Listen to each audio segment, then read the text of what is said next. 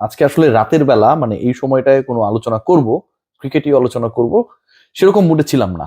কিন্তু ঘন্টাখানেক আগে বাংলাদেশ ক্রিকেট বোর্ড অবশেষে এমন একটা সিদ্ধান্ত নিয়েছে, গ্লোবালি যে রিপোর্টটা কভার হয়েছে, যে রিপোর্টটা আমি করেছিলাম, এবং পুরো বিশ্বের সকলকে যারা ক্রিকেট পছন্দ করে, খবর রাখে, ভালোবাসে, সমালোচনা করে, আলোচনা করে, প্রত্যেককে নাড়িয়ে দিয়েছিল জাহানারা আলমের উপর যৌন নির্যাতনের সেই রিপোর্ট, যেটা আমি গেল বছরের শেষের দিকে করেছিলাম। প্রায় 16 মিনিট 17 মিনিটের সেই ইন্টারভিউতে জাহানারা আলম কেঁদেছেন, নিজেকে সামলেছেন, সত্য বলেছেন, নীরব থেকেছেন, কখনো কখনো ফুঁসে উঠেছেন ক্ষোভে, কখনো কখনো বলেছেন এটাও যে আমি আসলে এটার বিচার চাই না।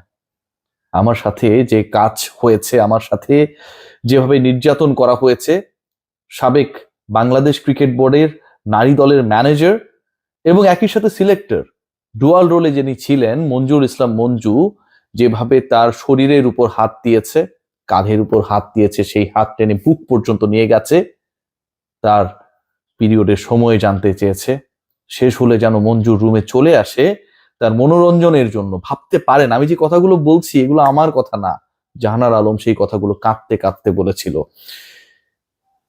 সেই মঞ্জুর রুমে যেন চলে যায় জাহানারা আলম পিরিয়ড শেষ হলে, সেরকম আবদার তিনি করেছিলেন। এক সময় জাহানারা আলমকে ছুঁড়ে ফেলা হয়, জাতীয় দলের বাইরে চলে যান, কারণ সেই আবদার মেটানোর মতো মেয়ে তিনি ছিলেন না। ক্রিকেটটা খেলেছিলেন নিজের যোগ্যতায়। একটা সময় সেই জাহানারা আলম, নির্যাতনের শিকার হওয়া জাহানারা আলম, জাতীয় দল থেকে বাদ পড়া জাহানারা আলম, মঞ্জুরদের রক্তচক্ষু, তাদের লোভ কে উপেক্ষা করা জাহানারা আলম শুধু জাতীয় দল থেকে বাদ পড়েন না, দেশটা ছেড়েই চলে যান অস্ট্রেলিয়াতে।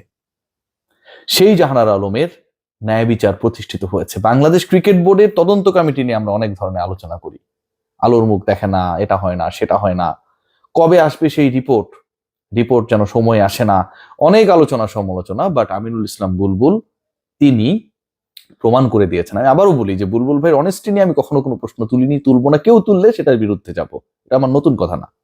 অনেক কিছু, অনেক নীতি, অনেক পলিসি নিয়ে আমার অনেক ডিবেট হয়, আমার কাছে মনে হয় যে এটা ঠিক না, হয়তো ওনার কাছে ঠিক হয়, সেটা নিয়ে ডিবেট হতে পারে।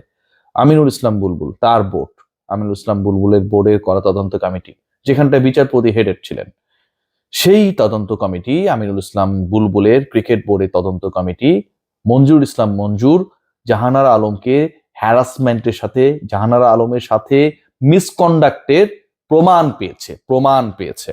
বাংলাদেশের জাতীয় দলের সাবেক ক্যাপ্টেন জাহানারা আলমের সাথে হ্যারাসমেন্ট করা হয়েছিল, যৌন হয়রানি করা হয়েছিল, সেটার প্রমাণ বাংলাদেশ ক্রিকেট বোর্ড পেয়েছে। এবং এর প্রেক্ষিতে মঞ্জুর ইসলাম মঞ্জুর বিপক্ষে আইনি ব্যবস্থা বাংলাদেশ ক্রিকেট বোর্ড গ্রহণ করবে, এবং সেটা বাংলাদেশ ক্রিকেট বোর্ডের লিগ্যাল টিম অলরেডি কাজ শুরু করে দিয়েছে। কি ভয়াবহ ঘটনা, বিশ্বকে নাড়িয়ে দেয়া ঘটনা, বিশ্বের ক্রিকেটকে নাড়িয়ে দেয়া ঘটনা। ওয়ার্ল্ড ক্রিকেটার্স অ্যাসোসিয়েশন এটার সাথে জড়িয়ে পড়ে। জাহানারা আলমের সেই কান্না, বিশ্বের ক্রিকেটের খবর রাখেন এমন কেউ নেই যিনি বা যারা শোনেন নাই, এমন কোনো মিডিয়া নেই যে মিডিয়া এটাকে কাভার করে নাই। এর পরবর্তী সময় একটার পর একটা সিরিজ রিপোর্ট আমি করেছিলাম, কখনো বিকেএসপিতে গিয়ে, কখনো ক্রীড়াপল্লীতে, কখনো মিরপুরে, কখনো বিভিন্ন জায়গায়, অজ্ঞাত জায়গায় নারীরা তাদের অবস্থান বলতে চাচ্ছিলেন না, মুখ ঢেকে কথা বলছিলেন, করেছিলাম কিভাবে বাংলাদেশের নারী ক্রিকেটে ক্রিকেটারদেরকে নির্যাতন করা হয়, সেই রিপোর্টগুলো আমি একটার পর একটা করেছিলাম। আজকে জাহানারা ন্যায় বিচার পেয়েছে, কিন্তু এই প্রত্যেকটা নারী ক্রিকেটার বাংলাদেশ ক্রিকেট বোর্ডের, আমিনুল ইসলাম বুলবুলের, বুলবুল ভাইয়ের বোর্ডের অ্যাসেট। তাদের যে অভিযোগ, সেই অভিযোগের বিচারগুলো নিশ্চয়ই নিষ্পত্তি করা প্রয়োজন। অসংখ্য জাহানারা এখনো কাঁদছে, অসংখ্য জাহানারা এখনো বিচারের জন্য ঘুরছে, অসংখ্য জাহানারা এখনো সম্মানের ভয়ে হয়তো মুখ খুলছে না, তাদের মুখ খোলানো এবং এই নিপীড়কদেরকে পৃথিবীর সামনে, বাংলাদেশের মানুষের সামনে এক্সপোজ করার দায়িত্বটাও বুলবুল ভাইয়ের।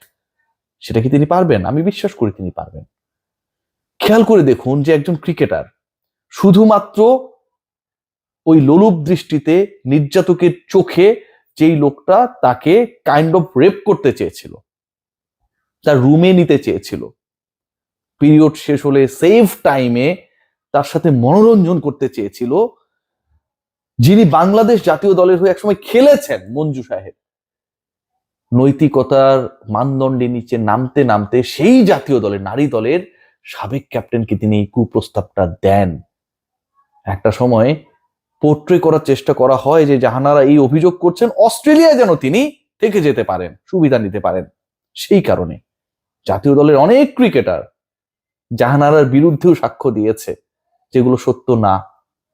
বাট যে কমিটি গঠন করা হয়েছিল, বিচারপতি যেটার প্রধান ছিলেন রুবাবাদুল মতিন, নারী উইং এর যিনি দায়িত্বে রয়েছেন, তিনিও সেখানটায় ছিলেন। তারা প্রমাণ পেয়েছে মঞ্জু নির্যাতন করেছেন, মিসকন্ডাক্ট করেছেন, ইনঅ্যাপ্রোপ্রিয়েট অ্যাটিটিউড করেছেন, হ্যারাস করেছেন।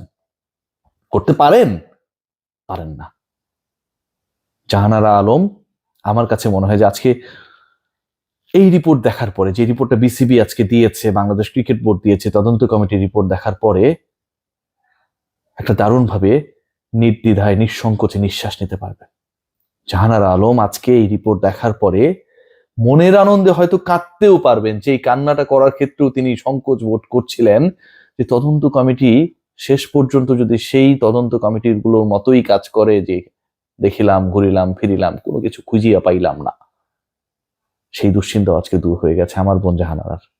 জাহানারা আজকে কাঁদতে পারেন, হাসতে পারেন, উঠতে পারেন, তিনি বলতে পারেন, চিৎকার করতে পারেন, সবকিছুর অধিকার যেন তিনি ফিরে পেয়েছেন। কিন্তু জাহানারার ওই যে হারিয়ে যাওয়া, জাতীয় দল থেকে বাদ পড়া, শুধুমাত্র তার দেহটার দিকে ওই লোলুপ দৃষ্টিতে একজন নির্বাচক তাকিয়েছিল, তার মনোরঞ্জন করতে না পারার কারণে ক্যারিয়ারটাই যখন শেষ হয়ে যায়, সেটা কে ফিরিয়ে দেবে? মঞ্জু ফিরিয়ে দিবে? ক্রিকেট বোর্ড ফিরিয়ে দিতে পারবে? নাকি জাহানারা তার সোনালী অতীতে ফিরে যেতে পারবেন? কোনোটাই হবে না। বাংলাদেশে আমরা বলি যে ক্রিকেটাররা কত কষ্ট পায়, বিশ্বকাপের জন্য প্রিপারেশন নিয়েছিল, তারা খেলতে পারছে না, তাদের কষ্ট আমরা বুঝি। হয়তো কোনো কোনো ক্রিকেটার এটাই শেষ বিশ্বকাপ, হয়তো কোনো কোনো ক্রিকেটার এটাই প্রথম বিশ্বকাপ, আর কখনো আসবে না। অথচ ভাবতে পারেন এই ক্রিকেটাররা, এই পুরুষ ক্রিকেটাররা এত ফ্যাসিলিটিস এর মধ্যে থেকে, এত সোশ্যালি এনকারেজমেন্টের মধ্য থেকে যখন কষ্ট পায়, সেই জায়গায় বাংলাদেশের প্রেক্ষাপটে 15 বছর আগে একজন জাহানারা উঠে আসেন,